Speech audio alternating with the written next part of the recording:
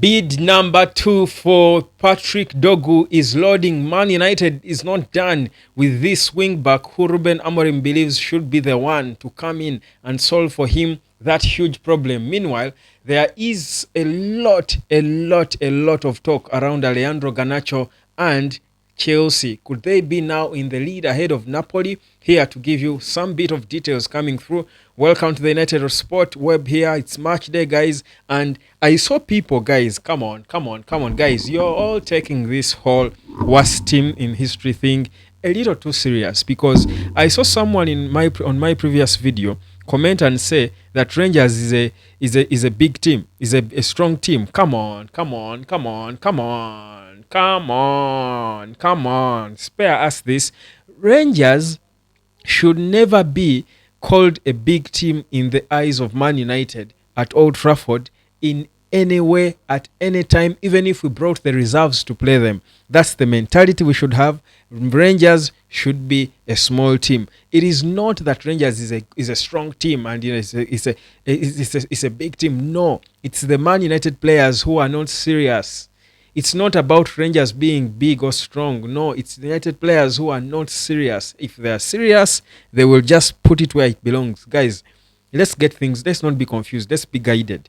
Rangers is not a strong team in the eyes of Man United. It might be strong in Scotland, where it's second, 13 points behind Celtic. Maybe not to Man United, not at Old Trafford. It should not be accepted. It's unacceptable.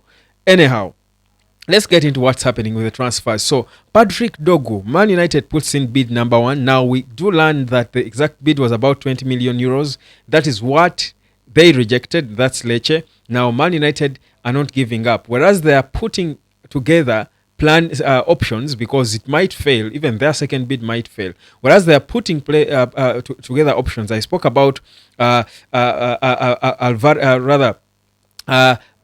Fernandez. I spoke about Alvaro Fernandez from Benfica, the possibility of triggering that buyback clause that was in his contract. I told you it was about 18 million euros. That's what they agreed on, which is about 15 million pounds. And I've actually read somewhere that his family want to get clarity. I think there is a bit of excitement after seeing the reports here on the United Hotspot or wherever. They get their reports, but Man United have put that as one of the options in case anything doesn't happen. But they are not done with Patrick Dogu. That's what I want to clarify here. Man United are taking a second bid to Lecce for Patrick Dogu, hoping that they will convince Lecce to let him go, because the reality is the player wants to join Man United. There are no issues on the player's side. And for me, that was always the one thing I wanted to clarify, to be sure. If the player wants to join Man United, there is no serious player who will want to choose Napoli over Man United. Don't tell me about United struggling now. Come on.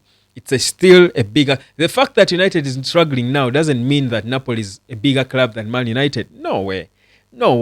Even in the struggles of Man United, they still have perhaps the most views. Their games are among the most watched in the Premier League, if not the most watched. So every player wants to play for such a club that has got their attention. Never mind the pressure that comes with it. If they can cope with the pressure, their best can come out. If the pressure motivates them, they can turn into world beaters. So Amorim is very interested in this boy, and United are taking bid number 2. Well, at this point, honestly, I mean, whereas I was saying, we can't, and again, I still stand by that. We don't want to be cheated and ripped off. I mean, if Amorim insists and this is the player he needs because that's the crucial position he's got to sort, then what to do?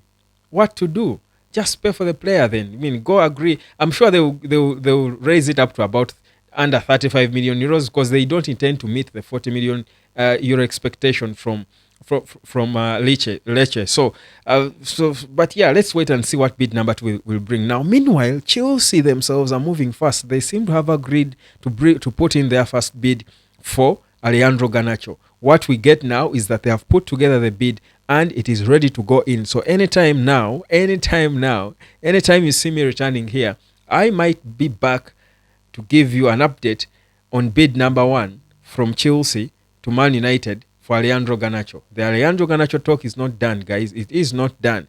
So that's one other thing you need to look out for. They're expected to perhaps table something about believes to be about 50 million at least from what we get from some sources that claim to be close to the club. But we'll see it. We'll see it. I mean, the transfer window is here. It's with us. It's not going anywhere. It's got a few days to go. So we will certainly get to know what exactly that bid will be. So that's where we are with Man United. Antony might be expected to feature in the to feature in the Man United game today against Rangers, as of course the final documentation is being done. Don't you worry, by the way, guys, don't fear when you see Antony there. I want to prepare you mentally that if you see him there, don't be pained and get headache and what and heart attacks. No, he's going out on loan. He's going out on loan. It's happening. He's going out on loan, guys. Don't you be it's just documentation. It's a process. You know how the things happen. There are processes to go through to get things done. These are not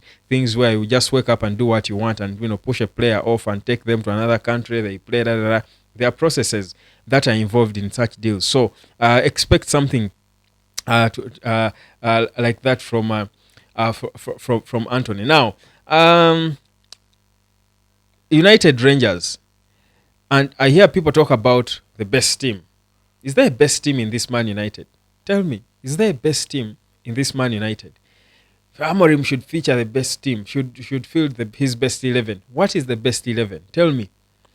What is Man United's best 11, if I ask? And what's your basis of a best 11? I can tell you Man United's best player, and I can give you the facts. I can tell you that Amad Diallo is Man United's best player.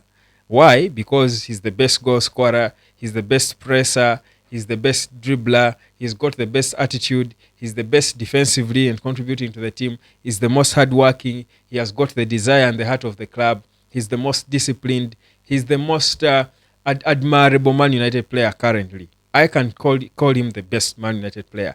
Let me put it to you. What is the best 11 of Man United? For those of you who are dropping down in comments, you see, sometimes you just make use of words, but you don't really think about what you're saying. United has no best 11. There is no best 11 in this Man United. There is no best 11. If you keep sticking like that and thinking of a best 11, trust you me, those are the issues that are going to keep us stuck with the same players who are giving us nothing. There is no best 11 in this team. There is a best player, Amad Diallo. There is no best 11. Any of the other players is not good enough to be called best. Not Onana in goal, because if I ask you who is the best goalkeeper at Man United, are you going to say Onana? Are you going to say Baindil? There's no best 11. Going to the back line.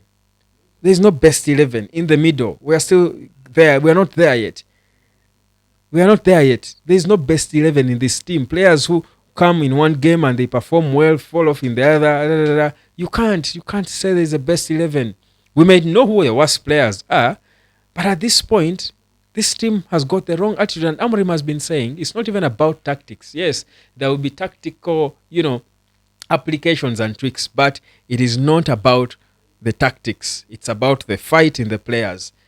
I can tell you the best fighter at Man United is Amad Diallo, but who else can you mention? So this is what we want to see. This is the moment these players psych it up and fight, Rangers will ask for water. Cheers. Let me catch you later.